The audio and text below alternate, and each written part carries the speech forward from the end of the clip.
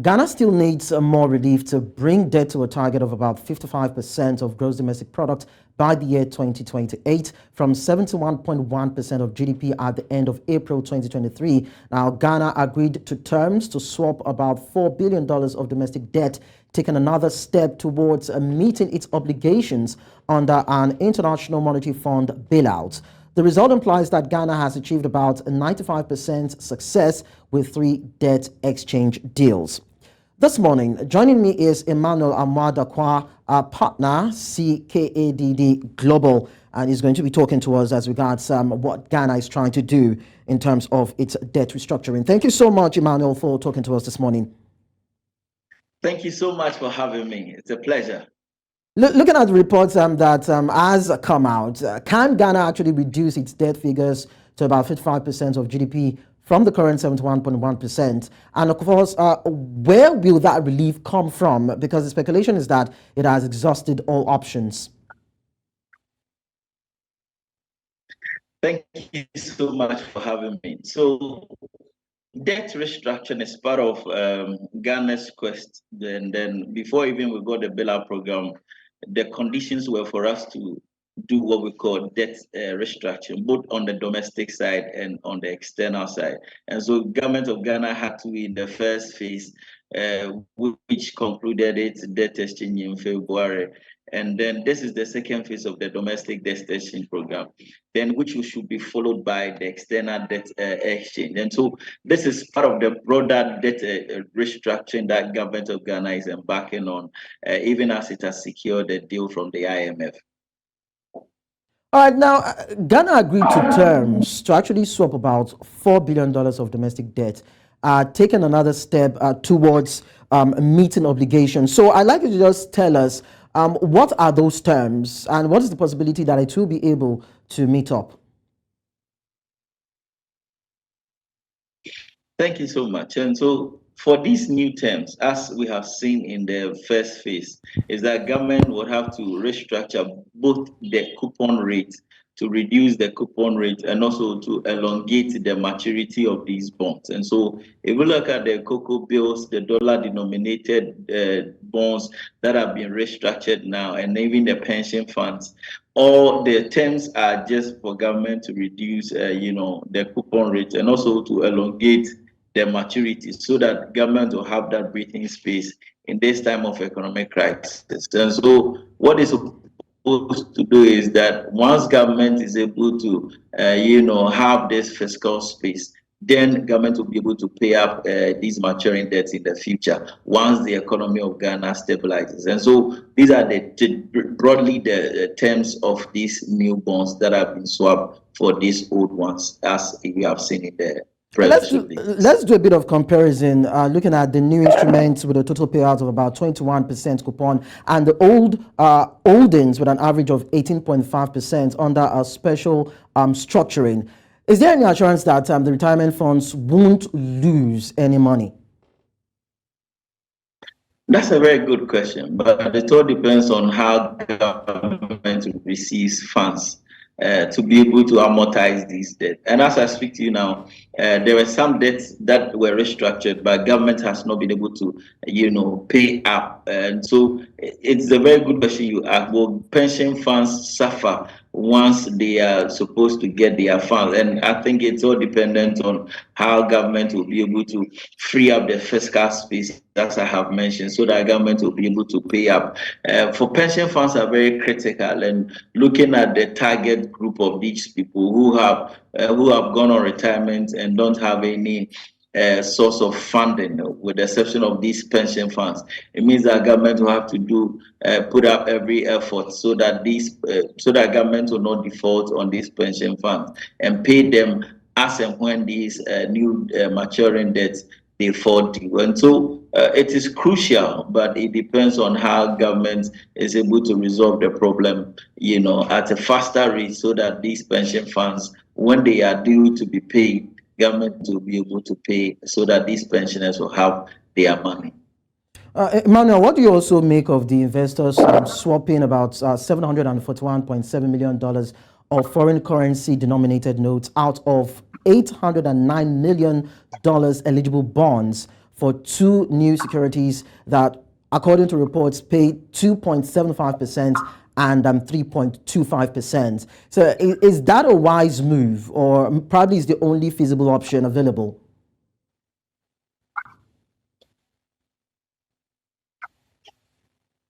Hello, Emmanuel.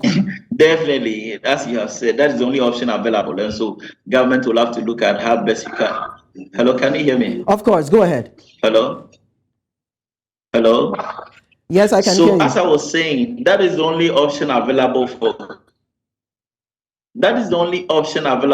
government of Ghana to restructure these debts. And so it's all about the kind of negotiation government is put on the table with these investors, especially those who are investing in dollar-denominated bonds. And I think it is impressive the kind of acceptance that government of Ghana has been able to get in terms of restructuring that specific bond, that is the dollar-denominated bonds. And so that's the only option available, as I have mentioned, and government will have to look at the negotiations so that you'll be able to restructure these kinds of bonds, so that in the broader scheme of Ghana's debt restructuring, Ghana will be able to meet the 55% in the medium term in terms of public debt to GDP.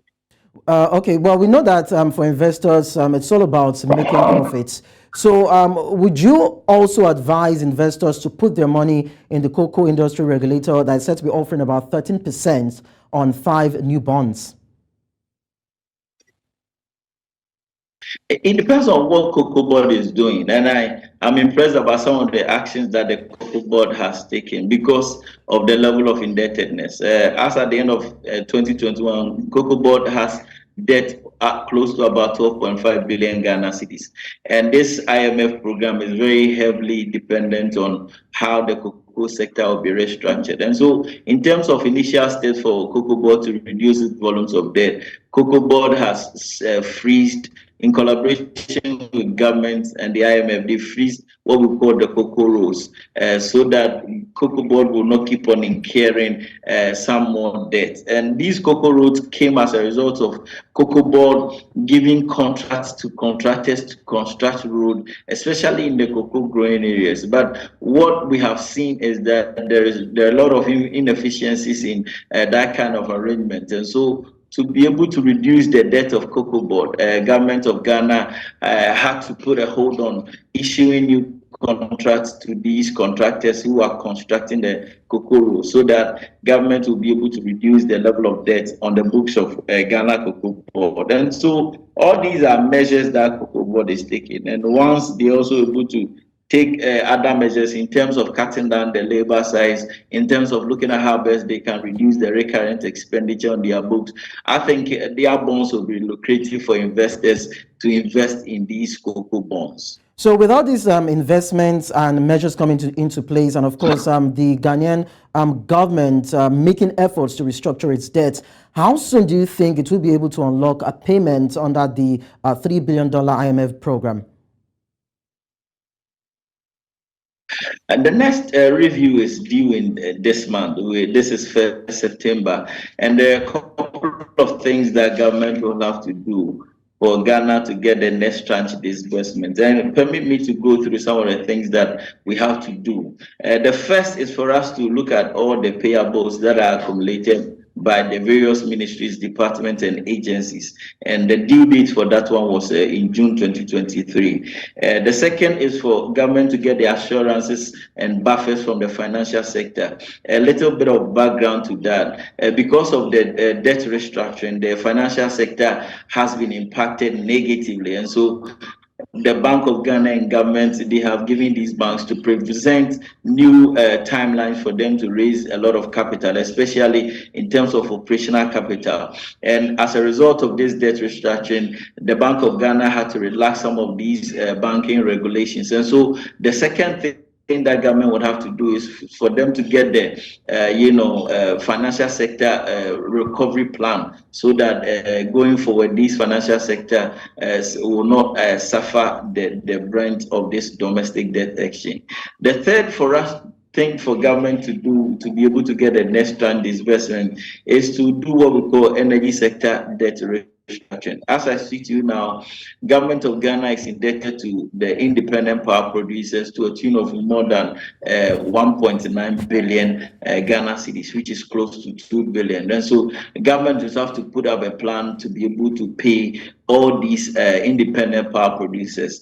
The fourth one government will have to do is to look at how best they streamline what we call the statutory funds. And so in Ghana, statutory funds, when government of Ghana raises money at the central level, they disperse to institutions like Ghana Road Funds, to the National Health Insurance Fund, to the Ghana Education Trust Fund, and a number of funds. And so what the IMF bailout is seeking to do is for us to streamline that process, because there are a lot of inefficiencies in terms of how these funds are disbursed and utilized in these various authorities. And so that is one of the things that government would have to do for government to be able to raise the next 600 billion Ghana cedis. The next thing government will have to do is to publish what we call the medium-term revenue strategy. And as a result, we expect that the tax to GDP ratio will be shot up from the current level of 12% to GDP to about 18% in the medium term. The last but one we have to do is to introduce what we call the indexation mechanism of benefits under LEAP. And so LEAP program is a livelihood empowerment against poverty. And so we have to use a lot of digital means to be able to look at how best these funds are disbursed, especially to the poor in society. So these are the things that government will have to do. And in terms of structural benchmark disbursement of $600 million. We have actually talked about foreign currency or foreign denominated notes earlier on during the course of explanation. Let's now domesticate it and look at it from the Ghanaian angle. Now, did Ghana actually do well by completing the reorganization of local currency denominated bonds that happened in February, with investors exchanging about 87.8 billion cedis of securities for notes, though it paid 8.35% as against an average of what was expected, which was about 19%. That was impressive. That was impressive. It's all about the kind of negotiation government is having with these investors. And looking at the current macroeconomic indicators, I think investors also understand what is going on. And so what they have to do is also to be able to relax the terms of this payment, because once there is a default and government is not able to amortize these debts, you have to look at how best we can negotiate and renegotiate the existing debt that we have. And so I must say, commend government for that move, for renegotiating this type of debt. And once we're able to complete the entirety of the domestic debt, then the next thing task is for government to look at external debt, whereby it is more complex and complicated because of the number of actors and players in that field, both at the bilateral and multilateral sector, and more importantly at the commercial level, whereby we have a lot of Ghana's external debt. A lot of Ghana's external debt are domiciled at the commercial level. And so these are steps that the government will have to take for government to meet their 55% public debt to GDP ratio in the medium term. Now that we see that the West African nation seems to be showing good faith in terms of its debt restructuring process, let's talk about the bilateral creditors under the group of 20's common framework. They've made pledges, they made promises. Do you think that they are convinced enough with this plan that Ghana is bringing on board? And do you think that they will be able to redeem their pledges and, of course, their support to this restructuring process for Ghana? I want to be optimistic about this G20 framework. And before even Ghana got the IMF bailout, it was this G20 framework that Ghana had to get the financing assurances from these creditors. And so Ghana has shown good faith in terms of restructuring its debt. And this is the second phase of the domestic exchange program. And so it is a step in the right direction. And all things being equal, I think that the G20 framework is going to help and these players involved are going to be impressed about how government has, restructured its domestic debt in view of getting this. In view of what they did for Ghana before getting the IMF deal, that is to give Ghana the financing assurances. And so I think Ghana has done well and done incredibly well in terms of the second phase of this domestic debt exchange. So in terms of debt reduction, what additional measures does Ghana still need to consider in order for it to meet its target by the year 2028? There are a number of things the government have to do. So why do governments borrow? Governments borrow because their expenditure is higher than their revenue. And so in the medium term, government will have to look at how best they can increase their revenue generation. Once you increase your revenue generation, then you also have to look at on the expenditure side in terms of cutting down on some level of recurrent expenditure so that government will be able to reduce the level of public debt on its books. And so, and also the third thing is for government to look at the quality of debt that they get on their books, because this is a time that if government is going to get a loan, it should be a loan that is going to inure to the real sector of the economy and not a loan that is going to be spent on recurrent components of the budget, so that when the time is due for amortization, government will be able to pay and amortize these debts. And so these are options and these are the solutions that government will have to look at so that this new debt and then our debt target in the medium term will be able to meet when the time is due. So finally, if the government, of course, is able to meet its targets, carry out its reforms to the letter, and do all it can to ensure that there's a reduction in debt and there's a bit of stability in terms of what is gotten, the bonds being issued, and what it's meant to pay, what overall impact do you think it will have on the country's economy and finances? The role impact will be for us to get on macroeconomic stability. Already looking at the macroeconomic indicators, it has started showing signs of positive, but there's a long way to go. Ghana's economic recovery, as I have said in previous interview, is not going to be a V shape, but it's going to be a U-shaped recovery. It's going to take some time in the next 2-3 years for us to see some level of macroeconomic stability.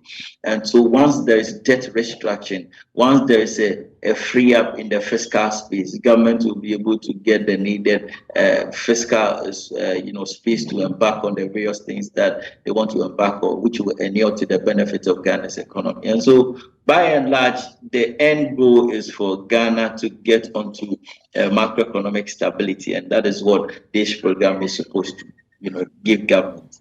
Well, as we see it, and just as you have said, the journey won't be easy, but then we can take solace from the fact that actions have been put into motion, and we hope that that can, in some time, improve Ghana's fiscal position. Emmanuel Amoah-Darkwah, our partner, C-KADD Global, thank you so much for your time on the show.